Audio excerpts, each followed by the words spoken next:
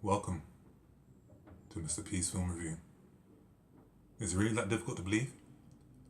Difficult to believe that I'm wearing sunglasses on a really cold day like this, and more importantly that I'm wearing sunglasses over my own reading glasses. So I'm going to put these right over here.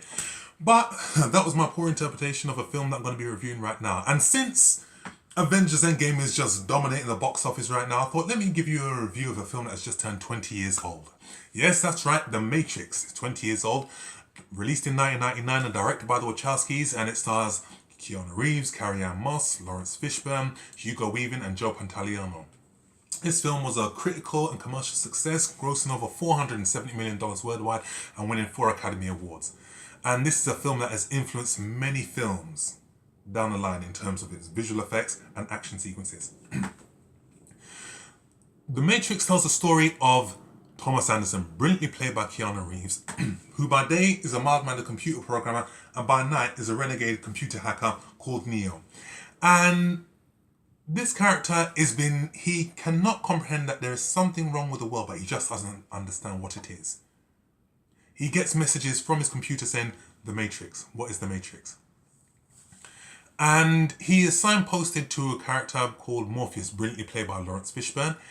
And he then discovers that the Matrix is actually a computer-generated dreamworld, where human beings are used to power the machines that generate this computer reality. And once he is freed, Neo, along with Morpheus and Morpheus' right hand, Trinity, brilliantly played by Carrie Ann Moss, decide to rise up and stop the machines and free the rest of humanity. To call this film a landmark in visual effects, direction and action sequences and directing achievement will be an understatement. This film was easily one of the most dominant and most influential films of the 90s. This film came out the same year as Star Wars The Phantom Menace. And people were thinking, well, you know what, this film is going to go up against the Juggernaut. But you know what, more people were talking about The Matrix than they were talking about The Phantom Menace. Where to begin? Let's talk about the casting. Keanu Reeves as Neo, hands down, this was a role that he was born to play. Originally, this role was actually written for Will Smith, but he went on to make Wild Wild West. And Keanu Reeves was just perfect as Neo. And again, he's got limited range as an actor, but this role suits him to a T. And he had a few box office duds in the past, Chain Reaction, Johnny Mnemonic, A Walk in the Clouds, but this film redefined him as an action star.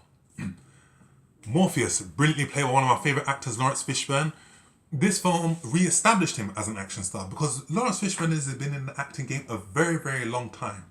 And he's done a lot of dramatic pieces. So to see him in a film that is an amalgamation of mysticism, of Chinese manga comic books, of martial arts, action, visual effects, it was just done to great effect. And it was really, really good to see one of my favourite actors in a film like this, and to see him and Keanu Reeves work together was so well done, and to see them again in the John Wick films was a real treat.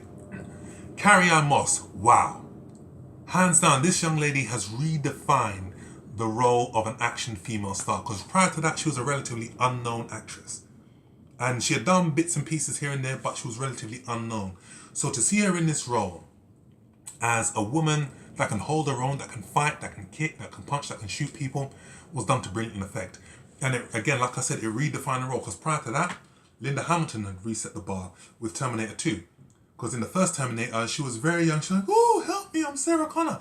But then, in 1991, when she did Terminator 2 Judgment Day, she came out buffed up. She came out more resilient and found out she was good at fighting. She could hold her own.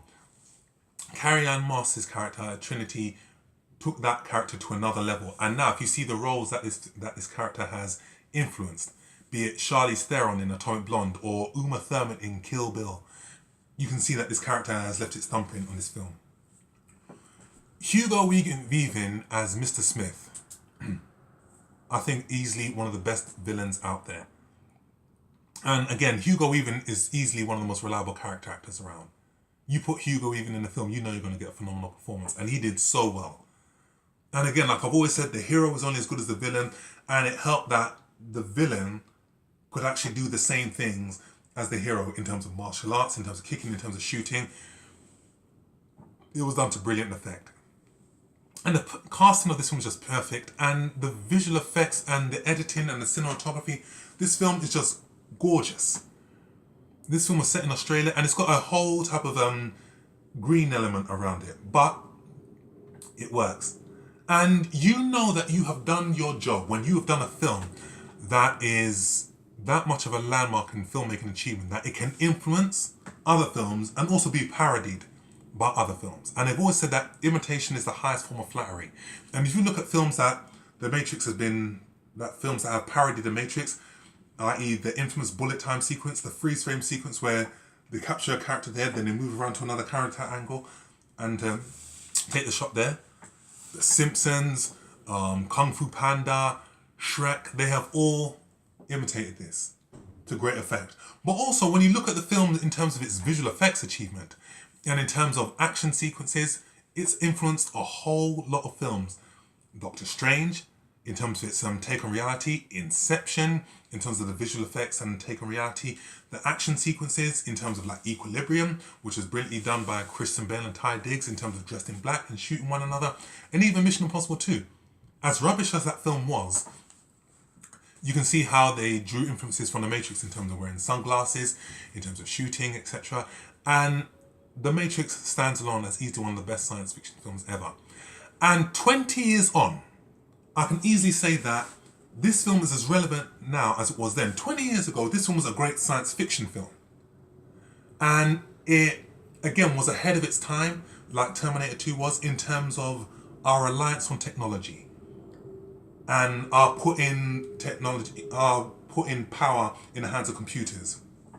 And, you know, Terminator 2 predicted this with Judgment Day. And now, as we move on 20 years on, you can think that this film, The Matrix, is a really, really good social commentary piece in terms of The Matrix was a computer-generated dream world and how much of our society now is plugged into a dream world in terms of Facebook, Instagram, Twitter, Snapchat, and other forms of social media. So it is as relevant then as it is now, and still holds a level of potency about it. And as a film, it can still hold its own. You think when you see a film, you know, okay, certain parts of that film look a bit dated, certain action sequences of that film seem a bit dated, or it isn't as impactful as it was then. But The Matrix can still hold its own. Great visual effects, and just an amalgamation of concepts. This is a film that's got so many layers to it. Action, drama, a bit of a theological aspect to it. And it's a film that will make you think. But hands down, one of the best action films and science fiction films, and 20 years on, can still hold its own. And I loved every minute of it. And 2 sequels have followed it. Reloaded, Matrix Reloaded and Matrix Revolutions. The latter, Revolutions, wasn't as strong as, say, Reloaded or as The Matrix itself, but still is a worthy addition. So I'll give The Matrix a very, very strong 9 out of 10. So that's my review. Click what you see. If you like what you see, subscribe to this channel. Leave your comment with what is your favourite science fiction film. And I shall see you on the next film review. Take care.